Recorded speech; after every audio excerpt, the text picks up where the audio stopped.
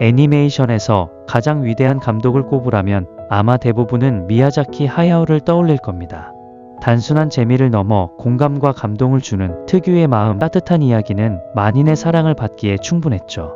하지만 그가 점차 나이를 먹어가면서 팬들의 관심은 자연스럽게 누가 그의 뒤를 이을 것인가로 몰렸습니다. 미야자키 하야오의 뒤를 잇는다. 생각만 해도 쉽지 않아 보이는데요. 물론 그를 완벽히 대체할 수는 없겠지만 가장 근접했다고 평가받는 사람이 있는데요. 바로 신카이 마코토입니다. 빛의 마술사라고도 불리며 애니메이션 팬들의 마음을 사로잡은 신카이 마코토. 그 이야기를 들어볼까요? 신카이 마코토가 본격적으로 주목받기 시작한 건 2016년 너의 이름은으로 1000만 관객을 기록하면서였습니다. 애니메이션이 1000만 관객을 동원하는 것은 2005년 미야자키 하야오의 하울의 움직이는 성을 마지막으로 11년 만이었는데요. 이후 날씨의 아이, 스즈메의 문단속이 연달아 1000만 관객을 기록하면서 신카이 마코토는 미야자키 하야오를 이어 트리플 1000만 기록을 세운 애니메이션 감독이 되었습니다. 여기에 스즈메의 문단속은 베를린 국제영화제에도 초청되었는데 일본 애니메이션이 베를린 국제영화제에 초청된 건 센과 치히로의 행방불명 이후 21년 만이었죠. 하지만 미야자키 하야오와 신카이 마코토의 작품 세계는 엄연히 다릅니다. 하늘을 나는 꼬마 마녀와 익살스러운 고양이 버스, 그리고 부모님을 구하기 위한 소녀의 모험은 마치 한 편의 동화를 보는 듯합니다. 반대로 신카이 마코토는 사실적인 작화로 유명합니다. 떨어지는 빗방울, 노을빛 풍경의 도시, 벚꽃이 흩날리는 전차역 등 마치 일상에서 볼 수 있을 법한 풍경을 담아내고 있죠.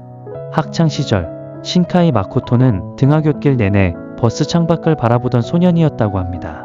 똑같은 배경이지만 계절과 시간에 따라 완전히 변하는 모습을 보는 게 좋았죠. 그때 눈과 마음에 담아두었던 감성이 지금 애니메이션을 만드는 자산이 되었다고 하는데요. 하지만 처음부터 애니메이션 감독이었던 것은 아닙니다. 대학에서는 문학을 전공했고 졸업한 후에는 게임 회사에 취업했습니다. 그러던 중 문득 이래서는 안 되겠다는 생각이 들어 회사 생활을 병행하며 애니메이션 한 편을 만듭니다.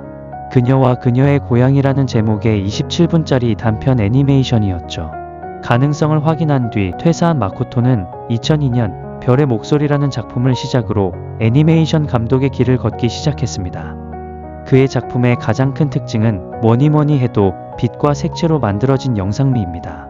아침 햇살이 비치는 호수, 네온사인만 반짝이는 비오는 도시 야경 등 신카이 마코토는 빛의 마술사라고 불릴 정도로 빛 표현에 집착합니다. 뿐만 아니라 조금이라도 더 사실적이고 감성적인 배경을 묘사하기 위해 스스로 로케이션 헌팅을 하며 한 작품당 1만 장 이상의 사진을 촬영할 정도라고 하는데요. 특히 초속 5cm를 제작할 때는 한 달 동안 제작팀이 애니메이션의 배경이 되는 지역을 돌며 2만 장 이상의 사진을 찍었습니다. 애니메이션의 시작점이 반리얼리즘이라는 것을 생각하면 상당히 특이한 부분인데 그는 그 이유를 우리가 쉽게 스쳐 지났던 일상의 순간들을 섬세하게 드러내 보여주기 위해서라고 대답합니다. 중요한 것은 그가 그리는 빛과 배경들은 단지 시각적인 요소에서 그치지 않고 주인공의 감정까지 대변한다는 건데요.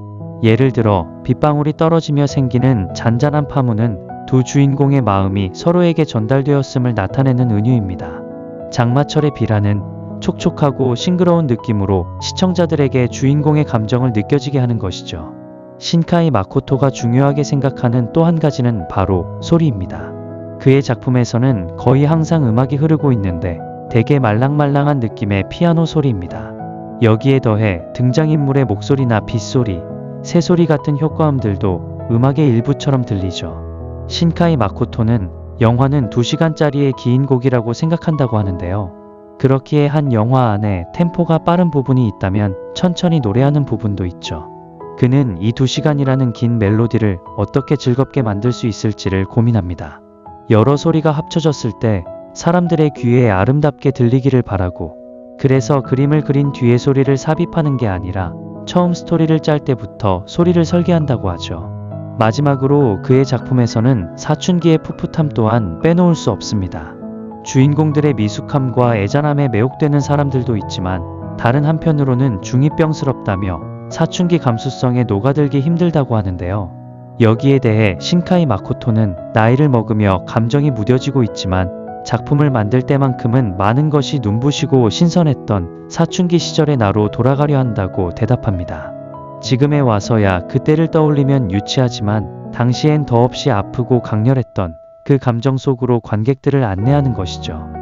하지만 그런 그에게도 약점은 있습니다.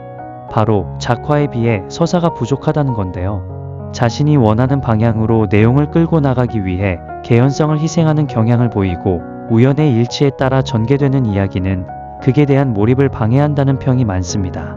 이런 점은 미야자키 하야오의 작품들과 특히 비교되는 부분인데요.